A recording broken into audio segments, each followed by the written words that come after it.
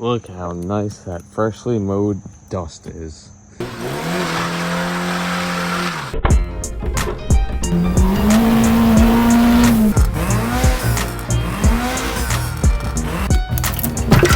Who's there? Connecting rod. That's good.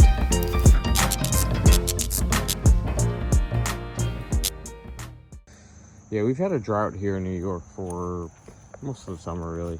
Nothing like what some states out west are dealing with, but now the one plus side to that is this is the first time I've had to cut the grass in about 2.5, 3 months. So there's that. Reason why we haven't put out any videos lately prior to this last Roots Classic video is because we've been busy with exactly that. Filming, editing. Even before that weekend, we had to get, you know, space cleared out on the computer. I had to get some old projects squared away. And also just kind of rest my brain even. This whole editing thing, these vlog style videos, easy. 1, 2, 3. I could edit this in an afternoon at work while I'm eating lunch, you know. What you saw in the Roots coverage video, very labor intensive. Let me give you guys some updates as to what's going on around this place. Starter for the Dasher has been dropped off to get rebuilt down in Paterson, New Jersey. So hopefully that goes well because you can't buy them new, and the starter shit the bed. I was really hoping to have it down at Roots, but it wasn't my priority. As you guys saw, I was there to film. So we took a deposit on the Lotus. We're going to go look at its replacement tomorrow, even though it's not at all like an equivalent replacement, but there's lots of moving parts over the next few months, which you guys will see as we get through them. We're gonna go to... Hey guys, so we're gonna try something new here on the channel. We're gonna do this nice ASMR voiceover. Definitely not about to start doing that, but we can if you want to. Leave a comment below.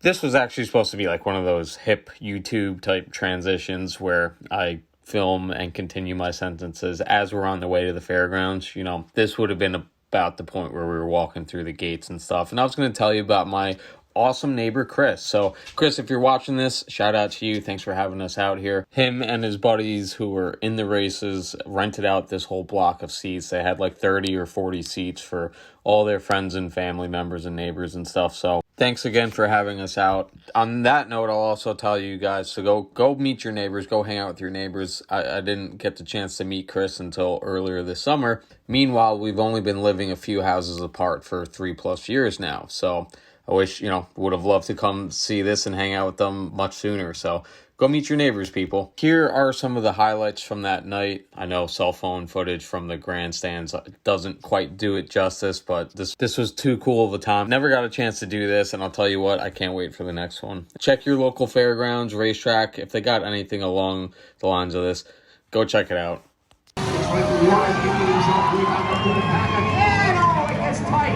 That could have been the end of the line for early race leader Jesse Thomas here, as he was all in the number 4 spot, and now it gets flushed in turn number 1. It's tightening up down there in turn number 1. Turn number 1 coming up through the pack. Top is down the number 10 car, running his top number 2. It is the number 10, a Bobby Tercilio from Newburgh, so the other Tercilio down and out of it. But Bobby is still going along in car number 10.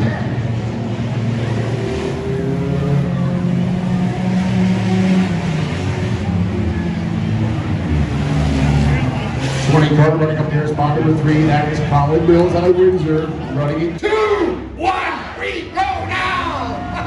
Baby. Turn number 1. Oh, we got a boat upside down. The SS Minnow is sitting right there in turn number 1. Took that boat right off the trailer. That's okay, just keep going. The trailer is backed up, is on the outside. They're fighting for the number 1 spot, side by side, down the back straightaway. Now it tightens up. Oh, the 3.5 Tecker side by side. Who will come? Attention.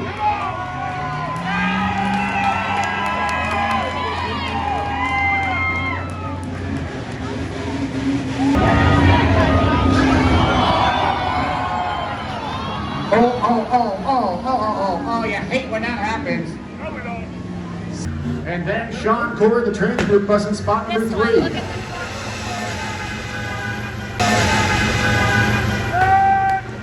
White flag in the air. Looks like we'll see a checkered flag this time.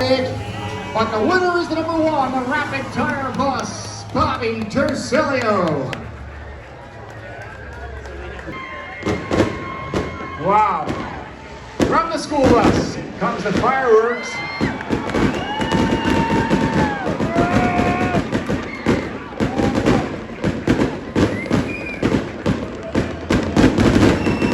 Well, here he comes. Whoa, baby! Oh, 3, 2, 1, we go! Front wheel. My whoop down. Hang on. Red. We got the 45 with a fire underneath the hood. Andy Sinclair's.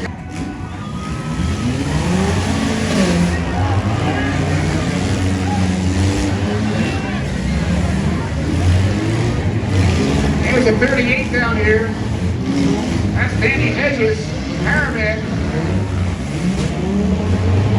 Alright, flag man's got the red out again. Nobody sees it.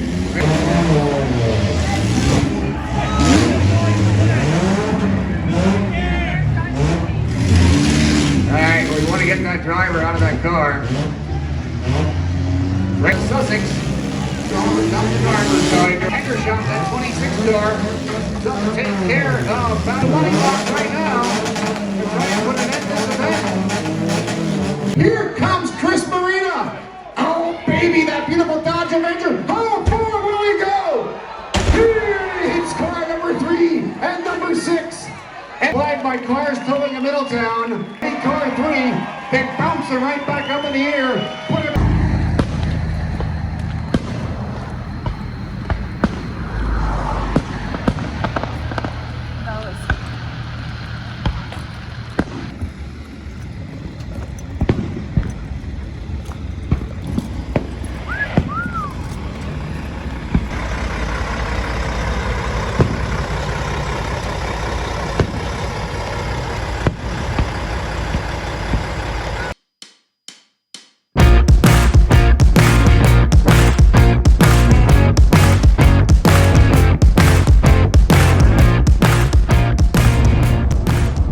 Check engine light on this car last night. That was surprising to see.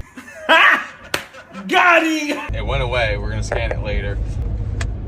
Why don't you show everybody your little project? It's not Bluetooth. It's a Bluetooth sun visor. Oh, there's some guy just stopping in the middle of the road right there. You go. Oh wow. No signal. Oh, okay. Yeah, whatever you're doing. Oh yeah, no, that's not. That works. Our pets' heads are falling off. This is all part of a big plan. And we'll just dive into this step in particular. The Lotus is awesome. We're both sad to see it go, but the only reason why we're okay with seeing it go is because we got to do so much cool shit and got to put plenty of miles in that thing. We enjoyed it a ton. We didn't die. Like, that's, you know, once I took the deposit on, I'm not gonna lie, there's a little bit of relief. Like, wow, I didn't get a ticket and I didn't die in this thing. Because yeah, no ticket. That's I didn't even get pulled over in that car, which is amazing. If I was a cop, I wouldn't pull you over though. Yeah. Well, I'd be like, whatever, let him go. So He's gonna die in that thing. Yeah. Made it out unscathed. I put like 3,600 miles on it in less than a year. We got a good amount of driving in. Got to do the main bucket list item with that car, which was Tail the Dragon. I would have liked to do some actual like road course racing. But without a proper cage, I could only get into like practice days. And you know what? That car is awesome. Taught me what I want and don't want out of something like that. Definitely want a spicy drivetrain again, like that one has.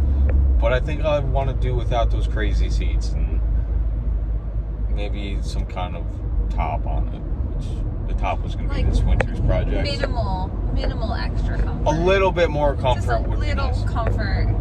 It's a go-kart, which is great, but a go-kart for hours is different. Yeah, the big thing was a couple weeks ago when I'm just starting to think about freeing up the money anyways. Like, I was already kind of on the fence about selling the car, and then we took it out, I don't know, what was that, 3 weekends ago? We took it out for about 3-4 hours, and like, we get back in the driveway and you're just like, yeah, you know, you shut it off and you're beat up. It really is like a bike. You're bracing the whole time. Yeah, it's loud. You get beat up by the wind the whole time. Love it. Yeah. Absolutely love it. 10 out of 10. awesome little like commuter and weekend ripper for sure. One guy asked me, one potential guy was asking me, how's it to commute? And I go, awesome, because I have a 10-minute commute. It's the best commuter I've ever owned. Yeah.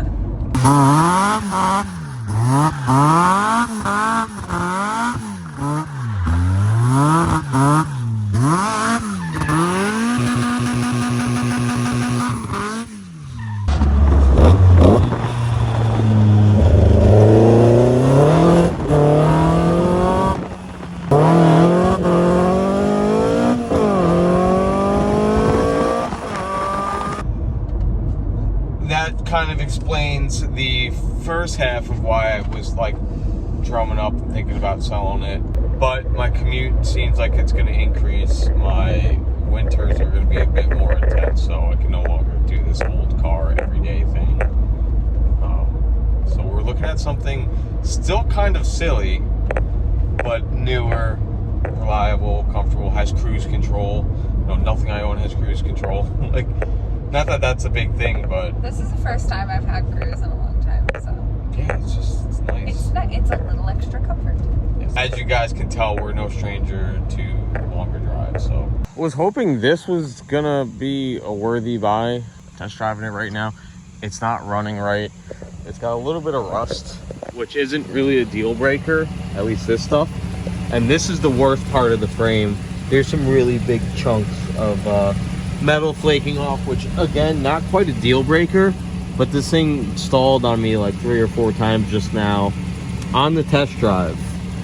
So I don't think we're gonna pull the trigger on this. And it sucks because this is a Quigley. This thing's fucking sick. This thing is so dope. Quigley 2006 2500, so it's got a 6-liter LS with 4L80E transmission. Obviously the Quigley 4x4, it's like hunting, and it's a little better now. But it's running pig rich right now. It's stumbling, it's misfiring. Again, it was stalling before it stalled on us a few times. The rest of the frame has some light surface rust, which doesn't really scare me. That one spot is close to being a deal breaker on the driver's side. The rockers don't bother me, but the big thing right now is just that it's not running right. It's a little hard to justify $11,500 on a 15-year-old van that doesn't really run right. It's running a bit better now, but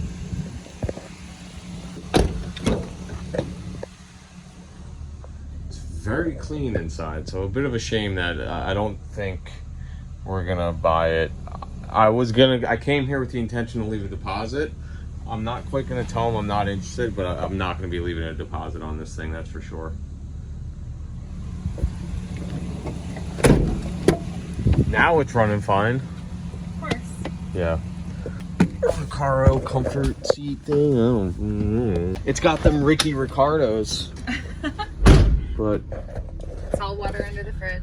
Exactly. So very cool van. A little rougher than I was hoping, and it's a little too much money to just be like, yeah, fuck it, I want it anyways. I think if it was like 8 or 9, I'd probably be. Yeah, maybe. I'd probably if there be. was like time and space to do the thing. Yeah, I don't think this is it, guys. Dope van. Very clean van otherwise. The inside is in very nice shape. It's not been beat to shit, but unfortunately the rust is starting to get the better of it. The rust is manageable, but yeah. it running like this is a big red flag to me. Got a tow package and shit. Like it's a fucking proper work van. This van is like, yeah, it's a Quigley, but it's also ready to tow the kind of shit that I'm overworking brown sugar with. So, all right. I guess we'll see what happens. We walked. It was I didn't tell him no, but I don't think it's something I'm gonna follow through with. Didn't leave a deposit, obviously, but it's like just too rusty, and me needing to be responsible with this purchase, I need something a bit cleaner, more ready to go. Awesome van. It was like, otherwise it was in really nice shape. It rode really nice. Yeah, it did.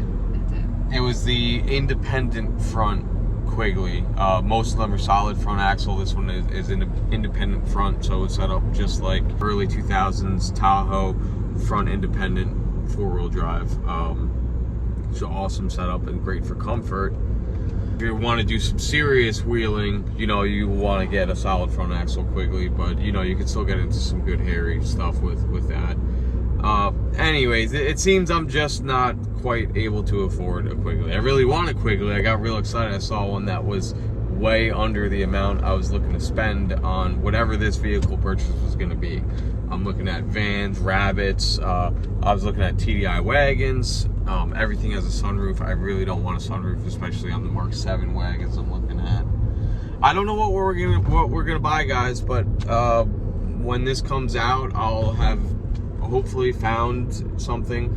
Hopefully the deal on the Lotus follows through. You know, both those things should be panned out a bit further along by the time I can post this video. I apologize for no content lately. I as usual, have too many videos left to edit. The focus lately was the Roots Classic video, both leading up to it and filming it, and now the following weeks of getting that footage put out there. 2 or 3 videos total to put out regarding Roots Classic. So, I don't know, what else? If you guys got any suggestions, if I haven't bought anything, That's what I was gonna say. I was like, in the comments, say what he should buy. I don't know, I'm looking... Totally not trying to work the algorithms. I'm totally just trying to get like, comment, and subscribe, and tell us what shitty car we should buy next. I'm looking at 2 5-cylinder rabbits. The Golfs, as I just found out, the 4-door Mark 6 Golfs with a 2.5 gas motor, apparently you cannot get with a manual transmission. I don't know what that bullshit's all about, but those have these slush box automatics, which, no thanks. I'll do a DSG. They're good. We're sold on it. This is a neat little transmission once you get used to how it likes to drive. That's it. You just have to get used to its brain. Yeah, I'm curious. If it downshifts too much going downhill, you just put it into manual. Yeah, it likes to downshift a little too eagerly when you're on the brakes, which is... We're on a lot of hills, though. Other people may not be driving hills like this. Yeah, that's for sure. We definitely got some... These hills got some hands around here. Yeah. A TDI Golf is not a bad option, but that's like 15 grand or so. I've got 19,000 left over from the Lotus. If the deal goes through smoothly, struck a deal at 23 even. I owe 4 on it, so I'll have 19 left when I'm done. I'm trying to save 5 to 7 of that to put into brown sugar. So we got to get brown sugar's plans into motion. If I have to spend 20, I'm willing to spend like 20 to 25. I'll take another loan out. I'll borrow 5 grand or so. Have a nice $150 payment, $100 payment a month. Buy something nice. But I'm trying to spend like 10 to 15 on whatever reliable car I got to get. You were asking what cars in the driveway can we put that money into instead. Yes, I could drop 5 grand into the Dasher, but... Just rebuild the shit whip. No. Swap the shit whip? Yeah, just... Yeah. VW 8 valve swap. No. Yeah, I got a great idea. Let's start another project I'm never gonna finish. What's the worst idea we can think of? Let's put all the money into that. Yeah, let's put 15,000 into the shit whip. No. Oh man. The Dasher doesn't need much. The Dasher needs like $1,500 to be where I want it. I don't want to do that because then I can put $1,500 a bunch of time and energy into fixing that up, and then still have it be a turd. Oh, well, it is still going to end up being a turd. I could get lucky. Yeah, it's more likely that it will be a turd. Yeah, the Silver Rabbit, I don't want to put that through Syracuse winters. No. Down here, I don't mind putting it through that winter, and that's what we were going to do, but I don't want to put that through Syracuse winters. It's too much. It's gross up there. don't want to drive it to Syracuse in the winter either. I'll do local winters with the Silver Rabbit. And brown sugar is going to be going under the knife, most likely. So, it seems that, yeah, we do have to buy something, and the shit whip's transmission's starting to slip. Oh, it's garbage. Yeah. I haven't been nice to On it. cue, man. Yeah, no, we have not been nice to that car. I was looking at Mark 7 Rs. That'd be silly to buy another, but I was. Would it? Would it be silly? And chugging right along, we're trying to save some of the money from the Lotus sale to at least begin the LS swap, but I'm really trying to have like 5,000 to 7,000 to get the bulk of it done. I think for 5 or 6 we could get it rolling and drivable, but really I'd like to throw 7, maybe even a little more. We got a lot of stuff we're gonna sell from the house, so I think we should have plenty of money to get the swap done on the van this winter, which is when Matt's gonna come in to handy and really get this going. If anybody wants to buy the shit whip, we'll be listing it as soon as we get the title from it. We're just waiting on New York to send us a new one. Don't ask about the K-swap. I said from the beginning, this was not going to be like a 1 or 2 year project. I said to myself, yeah, if I can afford to buy all of the parts I need, throw the 7,000 or 8,000 at it in parts that I need, cool. But the short of it is that we ran out of funding. Like, had about 5 or 6 grand to throw at it. On top of the 2,500, I'm into the shell between buying it and getting it home. Transportation costs were about 500 or 600 bucks, so I paid 2 grand for the shell. We've got another 2 or 3 grand to put into it. You know, the winter when I tried to dive into this, work ended up being slower than I thought, so I didn't have the 8 to 10 grand to really put into it like I was hoping. You know, 8 to 10 on top of the costs of the car itself. So we'll get there. It's not going anywhere. I have way too much money tied up in this thing we're definitely not abandoning this. We're gonna help it as it's asking us to. It was love at first sight with this car, and the Honda motor going into it's gonna be the best fucking thing ever. So dash is definitely not going anywhere, but just letting you guys know, filling you in.